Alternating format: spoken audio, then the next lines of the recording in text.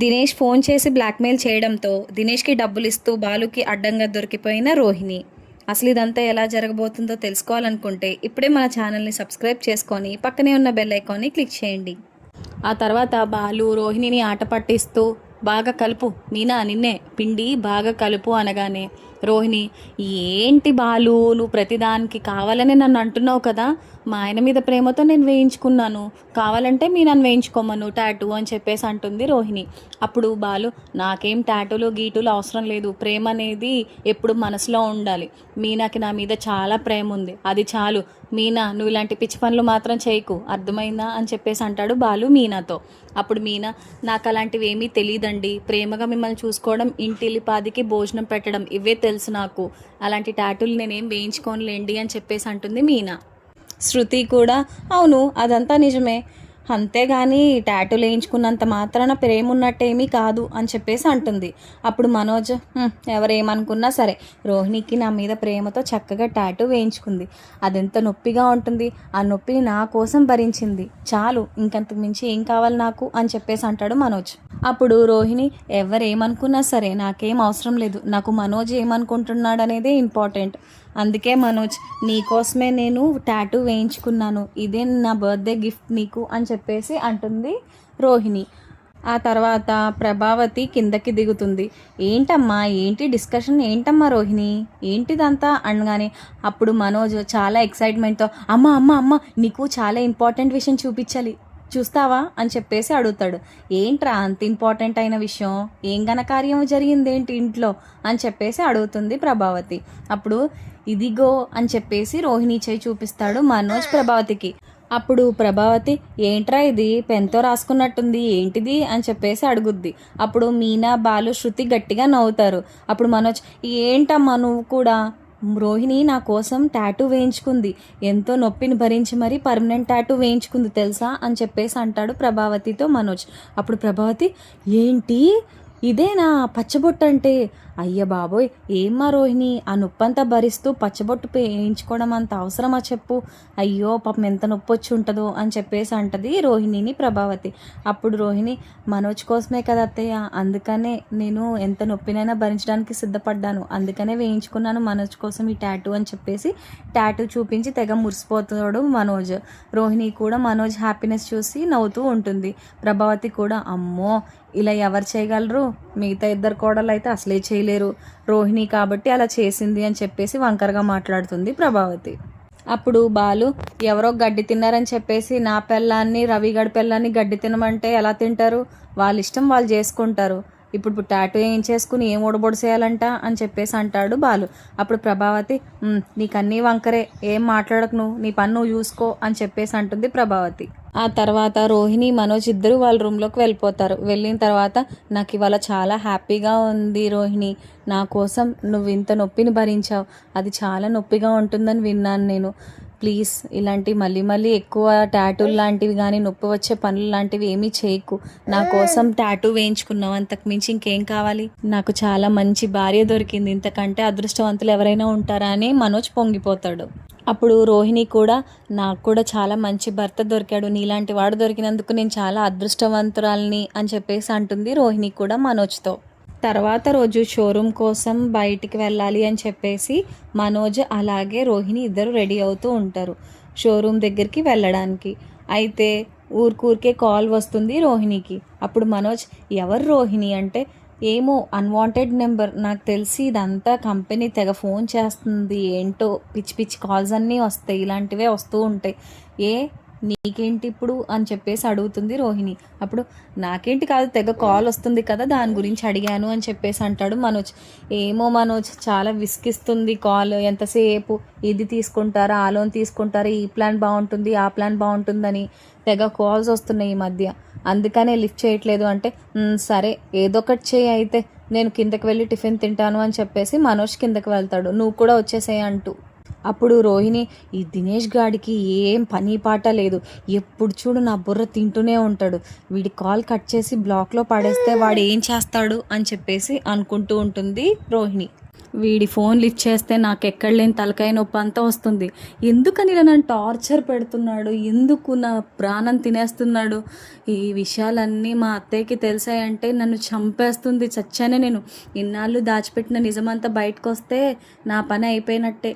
ఏం చెయ్యాలి అని చెప్పేసి ఆలోచిస్తూ ఫోన్ నెంబర్ బ్లాక్లో పడేస్తుంది. నా నెంబర్నే బ్లాక్లో పెడతావా? పెట్టుకో. నేను వేరే నెంబర్ల నుంచి చేయలేనా, నిన్ను ఆడుకోలేనా? నీ దగ్గర నుంచి డబ్బెలా లాగాలో నాకు బాగా తెలిసే. చెప్తాను నీ సంగతి. మనిషిని అక్కడ కళ్ళకు ఎదురుగుండా ఉంటే నువ్వేం చేస్తావో నేను చూస్తాను. బాగా నాటకాలు ఆడుతున్నావు అంటే నేనేం చేయలేననే కదా నిన్ను ఉద్దేశం. చెప్తాను నీ సంగతి అని చెప్పేసి అనుకుంటూ దినేష్ తన ఇంట్లోంచి బయలుదేరుతాడు. అప్పుడు రౌడీలో ఒక అతను అడుగుతాడు, అన్నా ఎందుకన్నా అంటే, ఎందుకేంట్రా, ఎందుకు నీకు డబ్బు కావాలా వద్దా అని చెప్పేసి అడుగుతా. కావాలన్నా అని అంటాడు ఆ రౌడీ. అప్పుడు దినేష్, మరి డబ్బు కావాలంటే ఇలాంటి వ్యక్తులు ఉండాలి కదరా, చూడు కింద పడి మీద పడి మరి ఏదో రకంగా డబ్బులు తీసుకొచ్చిస్తుంది, చూస్తూ ఉండు నువ్వు అని చెప్పేసి అంటాడు దినేష్. టిఫిన్ చేసేసి రోహిణి అలాగే మనోజ్ ఇద్దరూ కూడా ఇంటి దగ్గర నుంచి బయలుదేరుతారు. బయలుదేరిన తర్వాత ఇద్దరు కూడా వాళ్ళ షాప్కి చేరుకుంటారు. వెళ్ళిన తర్వాత మనోజ్ తన పనులు తను చేసుకుంటూ ఉంటాడు. రోహిణికి వేరే నెంబర్ నుండి కాల్ వస్తూనే ఉంటుంది. ఏంటి వేరే నెంబర్ నుండి కాల్ వస్తుంది, నేను షాప్లోనే ఉన్నాను కదా, క్లయింట్ ఏమైనా ఫోన్ చేస్తున్నారేమో అని చెప్పేసి కాల్ లిఫ్ట్ చేస్తుంది. లిఫ్ట్ చేయగానే ఒక నవ్వుతాడు దినేష్. ఏంటే నా నెంబర్ బ్లాక్లో పెట్టావా అంటే నీ బండారం అంతా బయట పెట్టమని ఇండైరెక్ట్గా చెప్తున్నావా నాకు? వెళ్ళనా మీ ఇంటికి? నాకు మీ ఇల్లు తెలియదు అనుకుంటున్నావేంటి? మీ అత్తగారింటికి వెళ్ళి మీ అమ్మని అలాగే నీ కొడుకుని కూడా నించోబెడతాను. ఏం మాట్లాడుతున్నావో? వాడొచ్చి అమ్మ అనగానే నీ బండారం మొత్తం బయటపడిపోతుంది. చెప్పు, ఇలాంటివన్నీ చేయమంటావా అని అడుగుతాడు దినేష్. అప్పుడు పక్కకు వచ్చేస్తుంది రోహిణి. దినేష్ ప్లీజ్ దినేష్, ఇలాంటి పిచ్చి పనులు ఏమీ చేయకురా.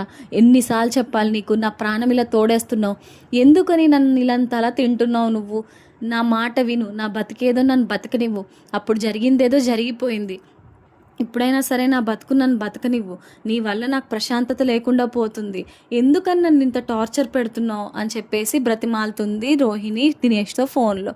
అయితే అప్పుడే మనోజ్ అక్కడికి వస్తాడు. ఏమైంది రోహిణి, అంత టెన్షన్ పడుతున్నావు అని చెప్పేసి అడిగితే వెంటనే కాల్ కట్ చేసేస్తుంది రోహిణి. అయితే ఏం లేదు మనోజ్, ఇంపార్టెంట్ మ్యాటర్, దాని గురించి అంటే అంత ఇంపార్టెంటా? నువ్వు అంత కంగారు పడాల్సిన అవసరం ఏమొచ్చింది, ఏమైంది అని చెప్పేసి అడుగుతాడు మనోజ్. అప్పుడు రోహిణి, ఏం లేదు మనోజ్, కొంచెం చిన్న ఇష్యూస్ ఉంటాయి కదా, ఒకసారి పనుంది, క్లయింట్తో కొంచెం ఇష్యూ అయింది డబ్బుల గురించి, నేను మాట్లాడాలి అంటే నేను కూడా వస్తాను పోనీ అని చెప్పేసి అంటాడు. వద్దొద్దు, నువ్వు షాప్లో ఉండు, నేను వెళ్తాను, నేను వెళ్ళి చూసుకుంటాను అని చెప్పేసి ఫోన్ పట్టుకొని బయటికి వచ్చేస్తుంది రోహిణి. అప్పుడు బయటకు వచ్చి కొంచెం దూరంగా వచ్చి ఫోన్ మాట్లాడుతుంది. ఏంటి దినేష్ చెప్పు, నీ ప్రాబ్లం ఏంటి, నన్ను ఇలా వదలవా ప్లీజ్ అని చెప్పేసి బ్రతిమాలుతుంది. నిన్ను వదలాలంటే నా చేతికి క్యాష్ రావాలి. నేను చెప్పాను కదా, నీ విషయాలన్నీ బయట పెట్టకుండా ఉండాలంటే నేను అడిగినప్పుడల్లా నువ్వు నాకు క్యాష్ ఇవ్వాలి. అది గుర్తుపెట్టుకో. నువ్వు ప్లీజ్ అని బ్రతిమాలితే పనేం అవ్వదు. నువ్వు ఎప్పుడైతే నువ్వు నాకు క్యాష్ ఇస్తావో అప్పుడు నేను నీ గురించి కూడా పట్టించుకోను. అంటే క్యాషా? నేనే ఎంత అప్పులు ఊబిలో చిక్కుకున్నాను, ఎన్నిసార్లు ఇవ్వాలి? నీకే కదా డబ్బులు ఇస్తూనే ఉన్నాను, ఎందుకని నన్ను ఇంత టార్చర్ పెడుతున్నావు అని చెప్పేసి అడుగుతుంది రోహిణి. అప్పుడు నువ్వు నాకు 1,00,000 ఇస్తేనే నేను సైలెంట్గా ఉంటాను, లేదు అంటే ఇప్పటికిప్పుడు నేను వెళ్తాను మీ అత్తగారింటికి. నాకు తెలుసు అక్కడ గనక నిజం చెప్పానంటే నిన్నేం చేస్తారో నాకు తెలుసు, గుర్తుపెట్టుకో నువ్వు అని చెప్పేసి అంటాడు దినేష్ రోహిణితో. అప్పుడు రోహిణి, ప్లీజ్ నువ్వు ఇలాంటి పిచ్చి పనులు చేయకరా నాయన, నేను వస్తాను, ఏదో రకంగా ఇస్తాను, ఎక్కడికి రావాలో చెప్పు అని చెప్పేసి అంటుంది రోహిణి. అప్పుడు దినేష్, సరే నేను నీకు లొకేషన్ అన్నీ సెండ్ చేస్తాను, అక్కడికి వచ్చి ఫోన్ చేయి అని చెప్పేసి అంటాడు దినేష్. నీకు అన్నీ సెండ్ చేస్తాను కాబట్టి ఆ లొకేషన్కి వస్తే అప్పుడు నేను కూడా అక్కడికి వచ్చి క్యాష్ తీసుకుంటాను అని చెప్పేసి అంటాడు దినేష్. సరే అని చెప్పేసి ఫోన్ పెట్టేసి విపరీతంగా డబ్బు కోసం ఆలోచించేస్తుంది రోహిణి తన ఫ్రెండ్ విద్యకి ఫోన్ చేస్తుంది. విద్య ప్లీజ్ విద్య, నాకు ఒక చిన్న ఇంపార్టెంట్ మ్యాటర్ ఒకటి మాట్లాడాలి ప్లీజ్ అంటే, చెప్పవే అని అంటుంది విద్య. ఏం లేదు, నాకు అర్జెంటుగా 1,00,000 రూపాయలు కావాలి, నువ్వు అరేంజ్ చేయగలవా అని అడుగుతుంది విద్యని రోహిణి. రూ. 1,00,000 నేనేమైనా లక్షాధికారిని అనుకుంటున్నావా? నా దగ్గర అంత డబ్బు ఎక్కడుంటుంది? నువ్వు భలే అడుగుతున్నావు ఫోన్ చేసి, నా దగ్గర రూపాయి కూడా లేదు అని చెప్పేసి ఫోన్ పెట్టేస్తుంది విద్య. అప్పుడు రోహిణి మళ్ళీ విద్యకి ఫోన్ చేస్తుంది. ఫోన్ చేసి, ప్లీజ్ విద్య ఏదో రకంగా అరేంజ్ చేయవే అంటే, నా దగ్గర ఎంత ఉన్నాయి, నా దగ్గర ఏం డబ్బులు లేవు, ఒక 30 ఉంటే 30 అయితే ఇస్తాను అని చెప్పేసి అంటుంది. సరే నేను నీ దగ్గరికి వచ్చి తీసుకుంటానని చెప్పేసి అంటుంది రోహిణి ఫోన్లో. డబ్బులు తీసుకోవడానికి రోహిణి విద్య ఇంటికి వెళ్తుంది. వెళ్ళిన తర్వాత థ్యాంక్స్ 30,000కి, మరి 70,000 పరిస్థితి ఏంటి, ఏం చేయాలి అని చెప్పేసి అడుగుతుంది రోహిణి విద్యని. అప్పుడు విద్య, సరే అయితే నాకు తెలిసిన ఫైనాన్షియర్ ఉన్నాడు, అతని దగ్గర తీసుకుందాము అని చెప్పేసి, అప్పుడు విద్య ఆ ఫైనాన్షియర్కి ఫోన్ చేస్తే, ఆ ఫైనాన్షియర్ డబ్బులు ఇవ్వడానికి ఒప్పుకున్నాడే, 70,000 ఇస్తాడంట. కాకపోతే ఒక 2 monthsలో 10,000 వేసి మొత్తం 80 కట్టమంటున్నాడు, ఓకేనా అని చెప్పేసి అడుగుతుంది రోహిణి. ఓకేనే, ప్రస్తుతానికి కావాలి డబ్బులు అని చెప్పేసి అంటుంది. అయితే ఫైనాన్షియర్ సరే అయితే నేను ఇస్తాను డబ్బులు అని చెప్పేసి చెప్తాడు. అలాగే మొత్తం ₹1,00,000 సమకూర్చుకొని రోహిణి దినేష్ దగ్గరికి వెళ్తుంది. దినేష్కి ఫోన్ చేస్తుంది. ఎక్కడున్నావు, ఎక్కడికి రావాలి, లొకేషన్ పెట్టు అని చెప్పేసి అడుగుతుంది రోహిణి దినేష్ని. అప్పుడు, అబ్బా ₹1,00,000 సమకూర్చేసావా, అందుకే నేను నీకు ఫోన్ చేసేది, సరే పలానా ప్లేస్కి రా అని చెప్పేసి లొకేషన్ షేర్ చేస్తాడు దినేష్ రోహిణికి. రోహిణి పంపిన లొకేషన్కి వెళ్తుంది. అయితే దినేష్ కూడా అక్కడికి వస్తాడు. ఏవి నా ₹1,00,000 అని చెప్పేసి అడుగుతాడు దినేష్. నువ్వు నన్ను ఊరికే టార్చర్ పెట్టడం మానేసే, చెప్తున్నాను కదా, ఇదే లాస్ట్ టైం, నా దగ్గర డబ్బులు లేవు, అప్పు చేసి చేసి పిచ్చిదాన్ని అయిపోయేలా ఉన్నాను, నువ్వు నన్ను చాలా చాలా టార్చర్ పెడుతున్నావు, ఇంకొకసారి ఇలాగే ఫోన్ చేస్తే నేను అసలు ఊరుకోను అని చెప్పేసి అంటుంది రోహిణి.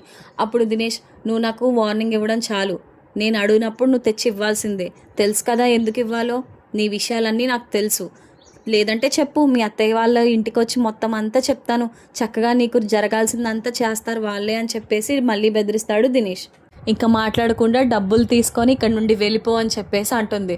డబ్బులు తీసుకున్నాక ఎందుకు వెళ్ళిపోతాను, మళ్ళీ టార్చర్ చేయొద్దంటావు అంతేనా, అలాగే మేడం ఇవ్వు, డబ్బులు ఇవ్వు, నేను అడిగిన 1,00,000 ఏవి అనగానే బ్యాగ్లోంచి తీసి ఇస్తూ ఉంటుంది రోహిణి. అయితే బాలు అటువైపుగా కారులో వెళ్తూ తన డబ్బులు దినేష్కి ఇవ్వడం చూస్తాడు బాలు. అప్పుడు షాక్ అవుతాడు. ఇదేంటి బ్యాగ్లోంచి డబ్బులు తీసి దినేష్కి ఎవరికో ఇస్తుంది, ఈ పార్లర్ అమ్మ ఏం చేస్తుంది ఇక్కడ అని చెప్పేసి దగ్గరికి వెళ్తాడు బాలు. ఇదిగో డబ్బులు, నువ్వెవ్వరికి కనిపించక ఇంకా వెళ్ళిపో ఇక్కడి నుంచి, నువ్వు అడిగిన ₹1,00,000 ఇచ్చేసాను కదా నీకు అని చెప్పేసి రోహిణి అతనికి ఇస్తుంది. దినేష్ అక్కడి నుండి వెళ్ళిపోతాడు. అయితే వెనక్కి తిరిగి చూసేసరికి బాలు అక్కడ ఉంటాడు. ఏం చేస్తున్నావు ఇక్కడ, నువ్వు ఏం వెలగబెడుతున్నావు ఇక్కడ, డబ్బులు ఇస్తున్నావేంటి అతనికి, ఏం జరుగుతుంది అని క్వశ్చన్ మీద క్వశ్చన్లు వేస్తాడు బాలు. అసలు అతను ఎవరు, ఎందుకు వచ్చాడు ఇక్కడికి, అవసరం ఏముంది, నువ్వు డబ్బులు ఇస్తున్నావేంటి, నిజం చెప్తావా పార్లర్ అమ్మా, లేదంటే నేను తెలుసుకోనా అని చెప్పేసి అడుగుతాడు బాలు. అదేం లేదు బాలు అని చెప్పేసి మాట్లాడుతుంది రోహిణి. అంటే అంటే అంటూ తడబడుతూ ఉంటుంది. నాకు నీ మీద ముందుగానే డౌట్ ఉంది, ముందు నుంచి కూడా డౌటే, నువ్వు ఏదో చేస్తున్నావు, నువ్వు ఏదో దాయాలని ప్రయత్నిస్తున్నావు, అసలు ఏం చేస్తున్నావు నిజం చెప్పు అని చెప్పేసి బాలు నిలదీస్తాడు రోహిణిని. అప్పుడు రోహిణి, చిచ్చి నువ్వు అంతంతేం ఆలోచించేయకు బాలు, అదంతా ఏం కాదు, అతను నాకు తెలిసిన వ్యక్తి, నా క్లాస్మేట్, అందుకే అతనికి అప్పు కావాలంటే డబ్బు ఇస్తున్నాను, వడ్డీ వస్తుంది కదా అందుకు అని చెప్పేసి అంటుంది రోహిణి. డబ్బుల కోసం ఇంత కక్కుర్తి పడతావా పార్లర్ అమ్మ, అవసరమా ఇలాంటి వాళ్ళతో డబ్బులు ఇవ్వడం, వాడేమైనా ఇచ్చే మొహంలా కనబడుతున్నాడా, దొంగన కొడుకులా కనబడుతున్నాడు, గుర్తుపెట్టుకో, మరి టోపీ పెట్టాడంటే మామూలుగా ఉండదు, ₹1,00,000కి గుర్తుపెట్టుకో అని చెప్పేసి అంటాడు బాలు. తనేం టోపీ పెట్టడలే, నిజాయితీ మనిషే అని చెప్పేసి అంటుంది రోహిణి. నీ ఇష్టం మరి, సరే మరి ఇంటికి తీసుకెళ్ళమంటావా లేదంటే నువ్వే పోతావా షాప్కి అని అడుగుతాడు బాలు. లేదు నేను షాప్కి వెళ్తాను, మనోజ్ నా కోసం వెయిట్ చేస్తూ ఉంటాడు, నేను వెళ్ళాలి అని చెప్పేసి అంటుంది రోహిణి. సరే అయితే జాగ్రత్తగా వెళ్ళు అని చెప్పేసి అక్కడ నుండి బాలు వెళ్ళిపోతాడు. రోహిణి కూడా షాప్ దగ్గరికి వచ్చేస్తుంది. రోహిణి షాప్కి వచ్చిన తర్వాత ఆలోచిస్తూ ఉంటుంది. బాలు చూస్తాడు, నేను బాగానే తప్పించుకున్నాను, కానీ తర్వాత దినేష్ గారు ఏమైనా చెప్తాడు, ఎలా నా పరిస్థితి ఏంటి, ఆ తర్వాత బాలుకి కానీ ఇంట్లో వాళ్ళకి తెలిస్తే ఇంకేమైనా ఉందా, నన్ను చంపేస్తారు అని చెప్పేసి ఆలోచించుకుంటూ ఉంటుంది. అప్పుడు మనోజ్, ఏమైంది, వెళ్ళిన పని అయిపోయిందా అని చెప్పేసి అడుగుతాడు. అయిపోయింది మనోజ్ అని చెప్పేసి అంటుంది. ఎందుకంత టెన్షన్ పడుతున్నావు అని అడుగుతాడు మనోజ్. ఏం లేదు, నార్మల్గానే వెళ్ళొచ్చాను కదా, కొంచెం నీరసంగా ఉంది, నేను ఇంటికి వెళ్తాను అని చెప్పేసి అంటుంది రోహిణి. సరే అయితే జాగ్రత్త, ఏమైనా కావాలంటే నాకు కాల్ చేయని చెప్పేసి అంటాడు మనోజ్ రోహిణితో.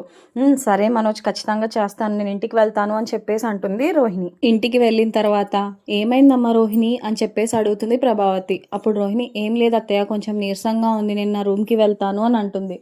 అయ్యో ఏం పర్వాలేదా, ఏమైనా కావాలా అని అడుగుతుంది ప్రభావతి. ఆహా లేదత్తయ్య, నేను రూమ్కి వెళ్తాను, కొంచెం రెస్ట్ తీసుకుంటే తగ్గిపోతుంది అని చెప్పేసి అంటుంది రోహిణి.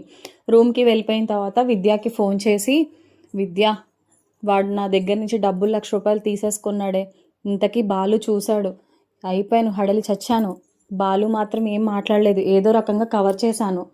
ఏం చేయాలో నాకేం అర్థం కావట్లేదు, ఏమైనా సజెషన్ చేస్తావా? అసలు ఏం జరిగిందో కూడా నాకు అర్థం కావట్లేదు, ఏమనుకుంటాడో ఏంటో బాలు అని చెప్పేసి అంటుంది విద్యతో. అప్పుడు విద్య, ఏం పర్వాలేదు, నువ్వేం అతిగా ఆలోచించేసి మొదటికే మోసం తెచ్చుకోకు, వదిలేసే, ప్రశాంతంగా ఉండు అని చెప్పేసి అంటుంది విద్య రోహిణిని. మళ్ళీ దినేష్ వేరే నెంబర్ నుండి కాల్ చేస్తాడు. అప్పుడు రోహిణి ఫోన్ లిఫ్ట్ చేసి ఎవరు అని అడుగుతుంది. అప్పుడు దినేష్, నేనే, ఇంకెవరు అని అంటాడు. మళ్ళీ ఎందుకు ఫోన్ చేశావు? నీ డబ్బులు నీకు ఇచ్చేశాను కదా, మళ్ళీ మళ్ళీ ఎందుకు నన్ను అంత టార్చర్ పెడుతున్నావు అని చెప్పేసి అంటుంది. నువ్వు మళ్ళీ మళ్ళీ డబ్బులు ఇవ్వాల్సి ఉంటుంది, చెప్పాను కదా, నీ జీవితం అంతా నా చేతిలోనే ఉంది, చక్కగా ఆడుకుంటాను నీతో, ఎంజాయ్ అని చెప్పేసి నవ్వుతూ ఫోన్ పెట్టేస్తాడు. రోహిణి ఏమో కంగారు పడుతుంది. వీడు నెంబర్ బ్లాక్ చేసినా సరే వేరే వేరే నెంబర్లతో చేసి నా బుర్ర తింటున్నాడు, వీడిని ఎలా వదిలించుకోవాలో కూడా నాకు అర్థం కావట్లేదు. ఆ గుణగాడితో చెప్తే ఏదో రకంగా చంపేస్తాడు, కానీ చంపిన తర్వాత నుంచి నా పేరే చెప్తే నా పరిస్థితి ఏమైపోద్ది, ఏం చేయాలో ఏమీ అర్థం కావట్లేదు అని రోహిణి టెన్షన్ పడుతూ ఉంటుంది. మరోవైపు బాలు భోంచేయడానికని చెప్పేసి ఇంటికి వస్తాడు. ఇంటికి వచ్చిన తర్వాత తను జరిగిన దాని గురించే ఆలోచిస్తూ ఉంటాడు.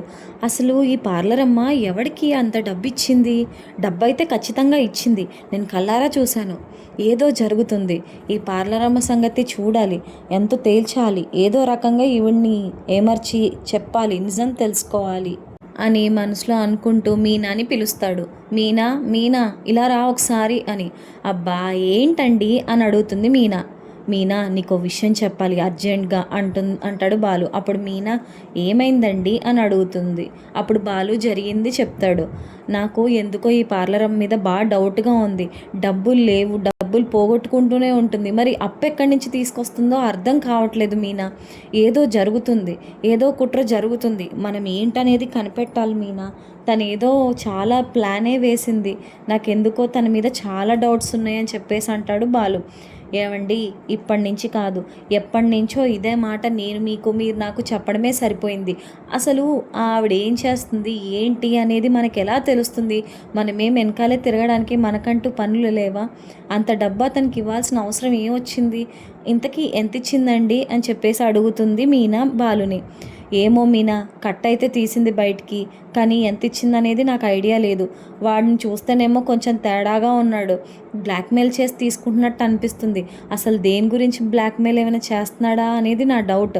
రీజన్ ఉంటుంది కదా, అదే నాకు అర్థం కావట్లేదు. దాని గురించి నా బుర్ర బద్దలు కొట్టుకున్నా సరే అస్సలు అర్థం కావట్లేదు మీనా, ఏదో జరుగుతుంది అని చెప్పేసి అంటాడు బాలు. అప్పుడు మీనా, చూడాలండి, మనం ఖచ్చితంగా ఏంటనేది తేల్చుకోవాలి.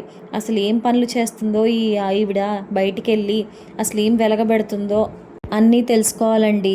సరే, ఇవంతా వదిలేయండి, పదండి, మీకు భోజనం పెడతాను, చాలా టైం పట్టేస్తుంది మళ్ళీ రండి అని చెప్పేసి అంటుంది మీనా. సరే మీనా, అలాగే చూద్దాం, ఈవిడ సంగతి ఏంటో తేల్చుదాం అని చెప్పేసి అనుకుంటారు. మరి తర్వాత బాలు మీనా ఏం చేయబోతున్నారు? రోహిణి గురించి నిజం తెలుసుకోనున్నారా? ముందుగానే తెలుసుకోవాలనుకుంటే మన ఛానల్ని సబ్స్క్రైబ్ చేసుకొని పక్కనే ఉన్న బెల్ ఐకాన్ని క్లిక్ చేయండి. Thank you so much for watching.